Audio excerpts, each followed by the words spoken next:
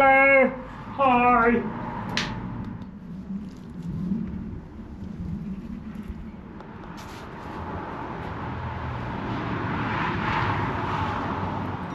Well, I think it was quite a unanimous decision, really, wasn't it? Yeah. For Charlie 1. And we're all for it, because I've seen this here since I was just a wee boy.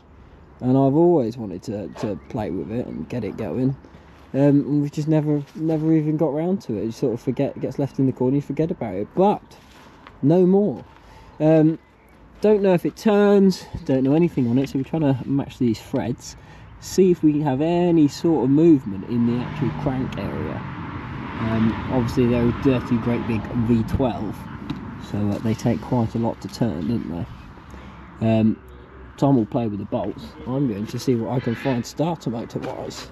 Well, we're getting through it. We want to do silly things like check the oil and stuff like that. Now obviously the filler cap is completely sea solid, so we're just going to unbolt it from there, and then at least we can get that, you know, clamped up somewhere, see if we can free it off. But I don't know if we're going to do everything the right way, but we're learning. Right, well, we've dicked about with it for a little while, and basically I've got a little bit of warmth in my solenoid, but there's no clicking, no moving, nothing. So we're going to take the starter off, which shan't be a fun job, but with the starter off, at least then we can strip it down, make sure it's working, figure out a way that we can actually bench test it and know that it works. Then we'll put it on and see what happens. But it all like seems very tight, so potentially we could be looking at C's, hopefully just standing. But yeah, and also what we're going to do, because Tom loves his 8 o'clock morning jobs, every time we take a part off like this, it'll come into the workshop with this, we'll sand it all back, paint it in our nice beautiful baby blue, and then we have a caravan over here, and I'll just, all the freshly painted stuff when it's dry, we'll store it in there, store it in there, store it in there, safe. And then when it goes on, it'll look beautiful. I suppose really we're going to have to buy like a little Airfix model tank, aren't we? I mean, I quite like the battle damage look. I quite like that fact it's got holes in it. Maybe we'll leave them, maybe not. Got all the bolts out now, believe it or not. Once I cracked them off, they were actually pretty loose. They were bloody tight, but then after that they weren't too bad. Oh my god. Oh. Entangled. Oh, I'm still connected, that's why. So yeah, big old starter motor. It does look like there may be a little bit of rust on the flywheel. It's where a mouse comes running out or something like that. Right, back to Charlie 1 stuff. Now, I know it all looks like an absolute mess, and that's because it is. But I'll push this to one side, out of sight, out of mind. And I'm going to start tearing this starter motor down. Now, this starter motor, believe it or not, wasn't fitted to that Charlie 1 pack. I was looking for, I was looking for an accumulator in the workshop, and I stumbled across this, and I recognised it, and that is off a Challenger 1. We've already got one off, which is midway through a strip down, but I thought, why not take another one apart for the fun of it. So first off, we're going to whip all these Allen bolts out, knock the front casing off. So we'll do that now.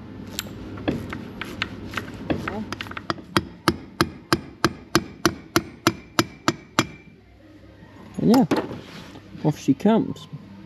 So you take this ring of bolts out, next stage, which I've done.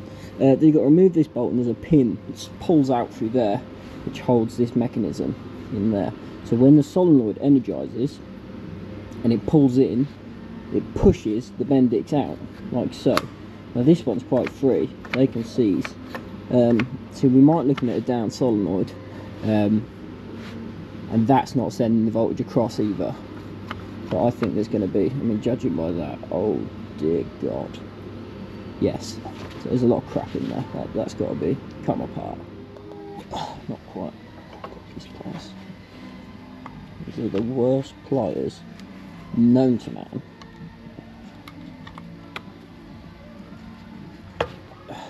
There's that. Put that in the special tab. Right. So you take off all your connections and all that fun stuff. Put all them bolts.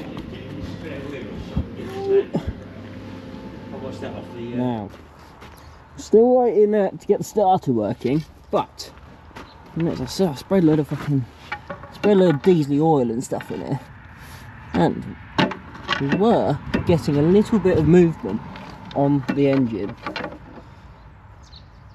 I don't want to force it too much because I've only got a little bit of well, Mr. James has been tinkering away in his workshop in the arse crack of Milton Keynes. Woo! Woo! So it is turning. Now we haven't put the solenoid back on, but that's now working. And that basically manually throws out a linkage, which pushes it out to engage. So we're in business. Right, well we've got one starter motor removed, so I thought we'll get the other one off and we can rebuild both. We'll have two working starter motors. Now I'm not sure. I would assume it would only use one at once, but potentially it could use two. If anyone knows, let us know in the comments. But I thought it'd be a nice easy job to get it out. It turns out it's not. It's actually a bit of a pig on this side, because the third bolt is like behind those pipes. So I really don't know how I'm going to get in there, but we'll give it a go. Right, well, it's now cracked off, and this is what I had to resort to. I actually had to line the socket up by itself, because the socket won't fit through that gap, and then push the extension through onto the socket and then hammer it on. But it's cracked off. Once they're cracked off, they turn quite nice. Let's wind this all the way out. Right, all the bolts are out. So in theory, this should just fall out, some would say. So it's crucial words in theory again, isn't it? Seems to hear a lot of that. And I can feel it wiggling, but I think I'm going to have to try and get this bolt actually out. But basically, once you've hammered the socket over the rusty bolt, they don't come out that easily. There's the extension.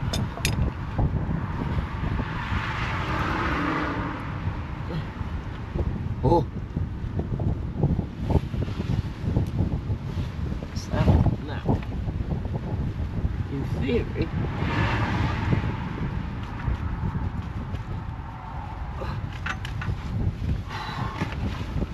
this is going to suck. Glad you're doing it.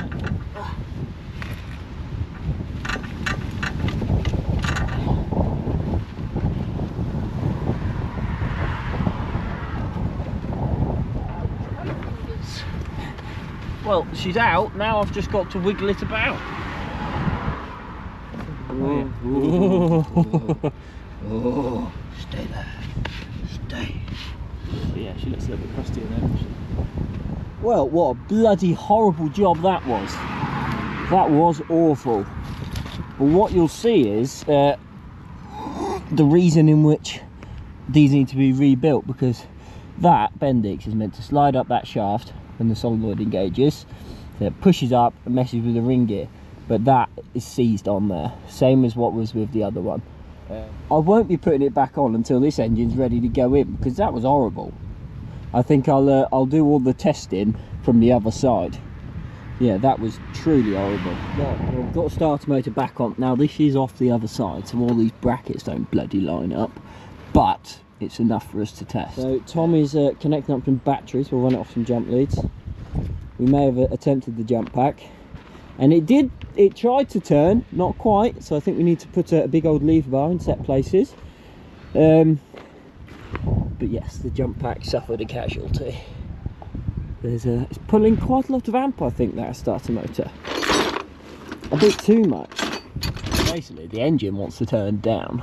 So if I get Tom round this side, stick the lever bar in there, keep the pressure on there. If you look, I'll be able to see if I can get it in there.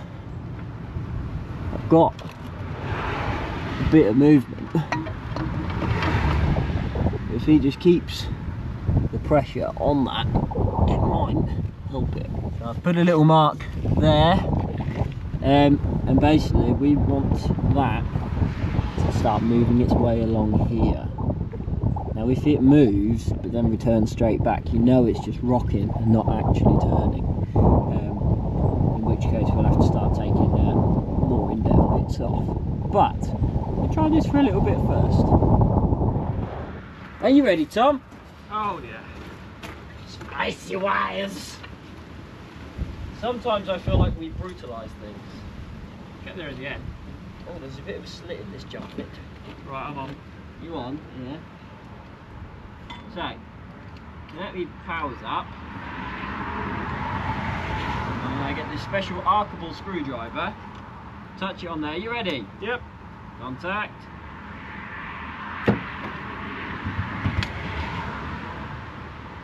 It started smoking. I think we started stuck out. Try and wobble the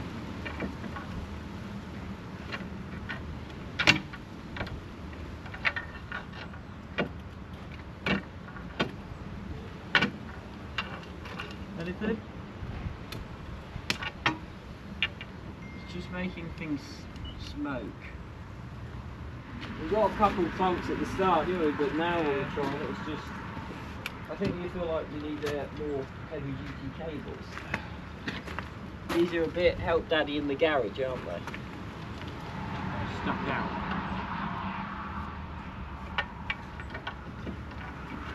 Are we ready? Yep. Say when. When?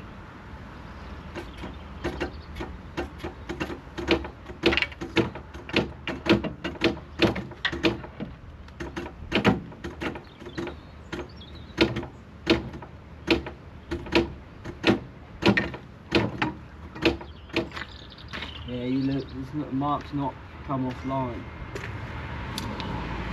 Bugger! So, what it's looking like, we won't be able to turn this over with a starter motor. Shock horror. So I think we're going to have to start taking all of this clobber off, pulling these covers off, and seeing if we can get some slippy stuff down the balls. What you're saying is the old girl's getting stripped and covered in slippy stuff. It sounds like that, yeah. My kind of night. Yeah. I was always told make sure there's plenty of lube down the hole. Yeah. So pull the starter back off. I was going to bench test it right here, right now, but Tom's already taken the batteries back to the workshop. But yeah, all good fun. As I say, I think it's all of the intake off, so yeah, we can get to these individual head bits. Potentially take all the exhaust manifolds off, and then we can at least spray a load of oil and diesel and ATF and Coca-Cola and all that good stuff straight in there and see if it'll fizz stuff through. The next thing we're thinking, now maybe we're reaching at straws because we don't like to admit defeat. Well, we're not defeated yet, it's just giving us, you know, our next attack plan. A bit deflated. Yeah, it's just giving us our next plan. But the next thing we're thinking, because we've got the movement in the flywheel and it's turning the crank that end as well, that must be turning somewhat, unless all the con rods are just not connected. Well, I'd like to think that wouldn't be the case. There's not actually any pistons in it. But we're hoping that it's like could potentially be cog plate. So we're going to try and disconnect an alternator and see if that changes our results at all just by levering it. Well, we have dropped the alternator off and it's good news. The alternator is heavy. Ugh. It is seized, so that's good. What's not good is the engine is still not turning. So that can't have been helping. Now I'm getting rocking. And it's probably moving about that much, and then it feels like I'm coming into some resistance, but it's not like a solid resistance, it's like a spongy one.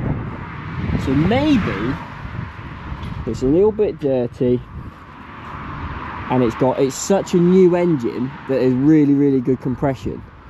Maybe I'm just being hopeful.